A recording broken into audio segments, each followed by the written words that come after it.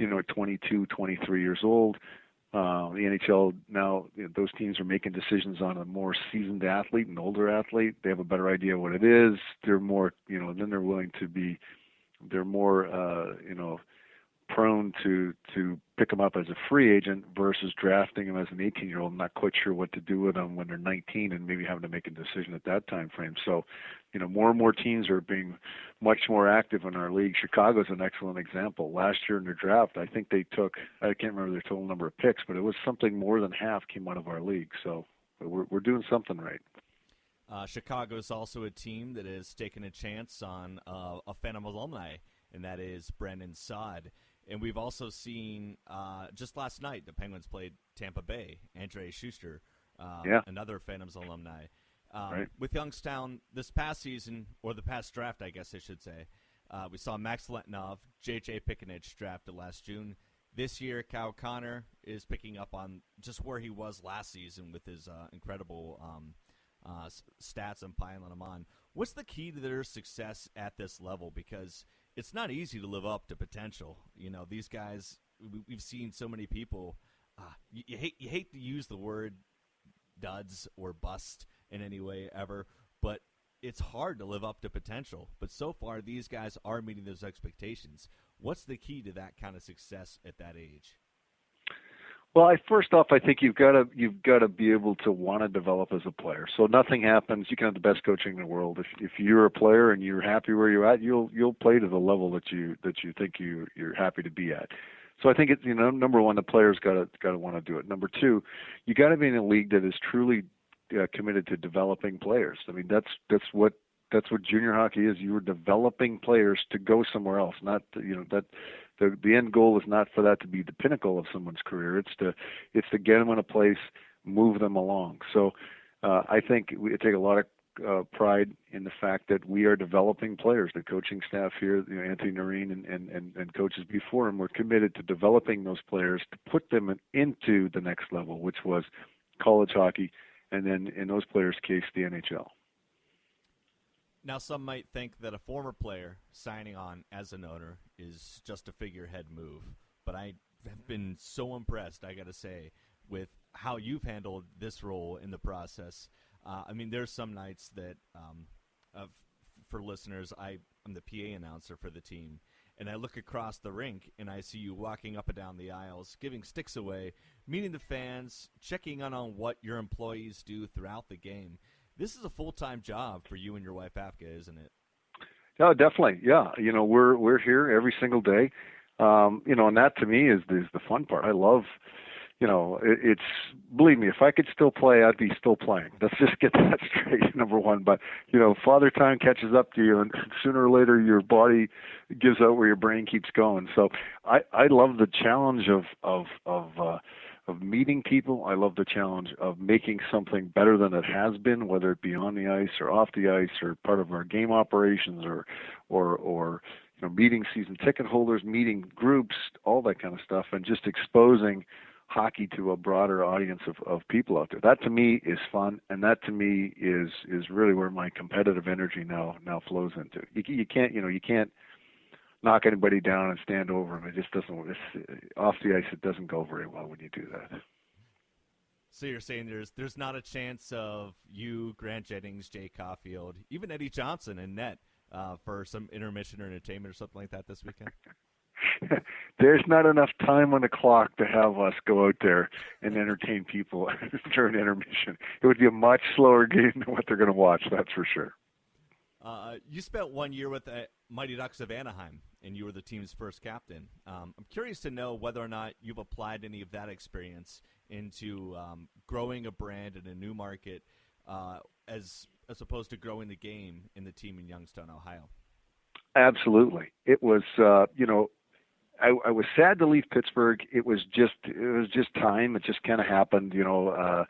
We didn't win the third year in a row, and as in any sporting business, your players start to reach a point where you have some younger guys that are coming up, a little less expensive option, and it was just time to move. And then going to an organization that was brand new into the hockey world, but driven by the marketing machine of Disney was very, very interesting. Just to see how they approached getting people into that arena, in another non-traditional hockey market out in California, how to get people in there, what went on behind the scenes. I dealt a lot with the general manager there, Jack Ferrara, and also their game operations people are behind the scenes, Andy Roundtree, Tony Tavares. It was really interesting to see how that would work, and you really understood that, there aren't very many markets anymore that can just drive.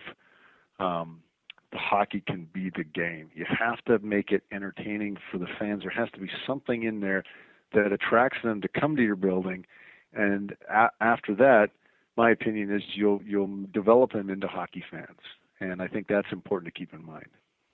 I think it's a really good thing to look at, too, all the success that we've seen, especially in that area of California.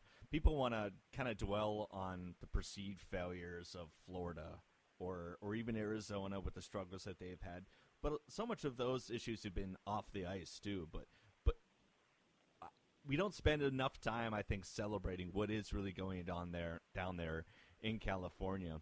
And what you guys had to do, being kind of the first people in the door. I'm curious to know, what was one of the strangest appearances or promotions that you may have had to have done in that first year down there in Anaheim? Well, strange, fun, odd, not odd, just, so I was in the Disneyland parade, so got to do that. We wore Mighty Duck jerseys, and we were, on the true Disneyland parade that rolls through, I think, 6 o'clock at night, maybe another time in Disneyland out there. So I was on the float with the two chipmunks, Chip and Dale. So that wasn't Chip and Dale; it was just two chipmunks on there. So I did that with them. And then the goofiest thing we did, though, is we took a picture on a pirate ship. And I can't remember. I don't know if it was whatever the Lost Boys Island is. They had a ship marooned or put there, and they took a picture of us. We were all wearing pirate outfits. It was a very interesting photo. I don't even know if it's out. I'm sure everything's out on the internet. I'm sure it's out there somewhere. I got a fake parrot on my shoulder. It was that was the craziest thing we did. I'm gonna have to search that one up. I'll look and see if I can find it, and I'll post it with the show whenever we get it up. If I can find it, that is. Hopefully we can. That sounds fun. So this Friday is a bit of a reunion for you as well. In addition to some of your buddies from the Penguins on hand, the Stanley Cup will be in attendance as well. I think we all kind of know the now legendary story about Phil Bourque taking the Stanley Cup apart on his living room floor and scratching his name on the inside, which I'm pretty sure you can't do that anymore. What was your time with the Stanley Cup like? And the rules have changed quite a bit since then, haven't they?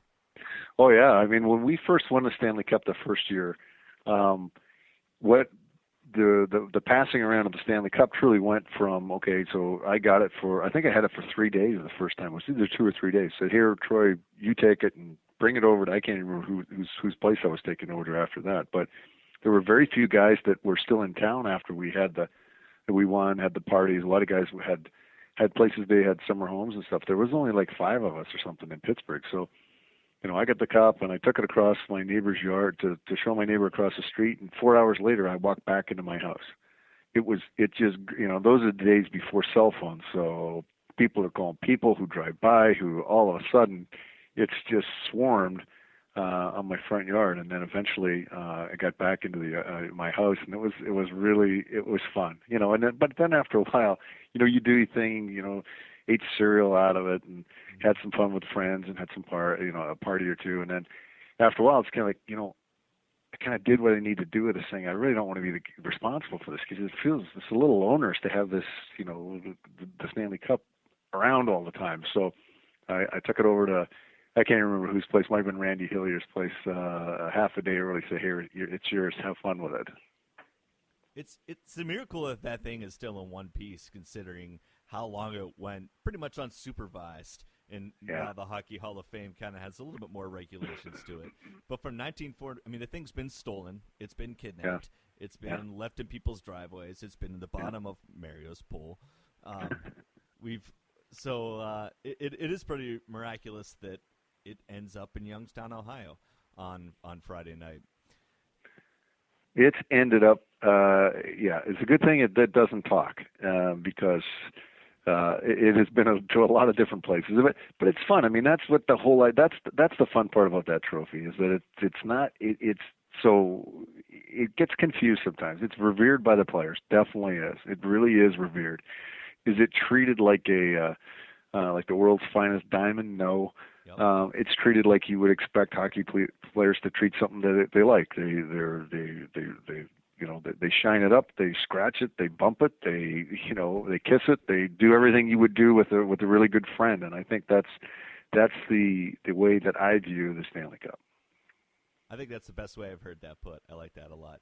I love college football, but the college football playoff, and they're trying to make a really big deal out of that trophy right now, and everybody wants to play for that trophy. But I mean, it kind of stinks that it doesn't have that kind of tradition or a history behind it.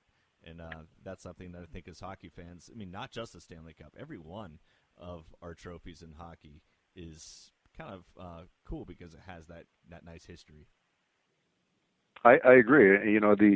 I have each player, when you win, you get two little miniature Stanley Cups, and that has everyone's name on it. So I have mine. I brought mine up here today, up into Youngstown, to show some people for the rest of the week. But we also have two of the miniature Prince of Wales trophies. They're really cool things. And I wish we would have kept the tradition of keeping the Prince of Wales Conference. There. It's a little disappointing that we didn't, and that we changed that. Metropolitan, I keep thinking of the ice cream. I just can't get that out of my mind. I don't even know what that means.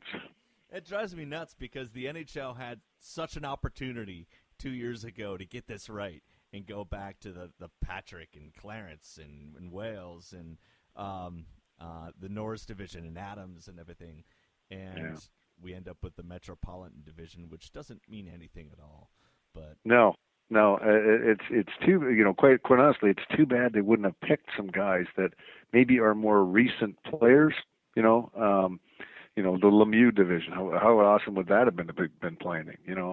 But anyways, I guess it makes people easier to define the geography if it's metropolitan, which I don't get it. But have you heard any of the talk of the possibility, and I think it's pretty long shot, but renaming some of the old trophies into like making the Calder the Lemieux trophy?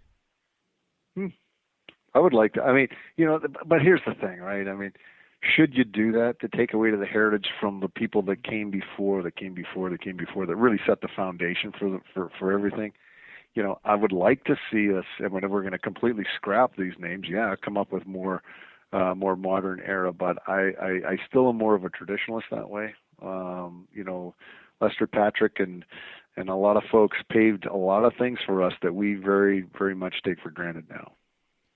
We just spent 2 questions ago talking about the history of this game and how awesome it is, and I think it would be a shame if they did go that route, if that were the case. If I could sneak in just a little bit of Penn stock here for our listeners, I'm kind of curious to know your take as a former player in the difference between this year's Penguins team under Mike Johnson and last year with Dan Bylsma, because both teams have proven to be winners in the regular season, but do you see a little bit of a different character in this year's hockey club?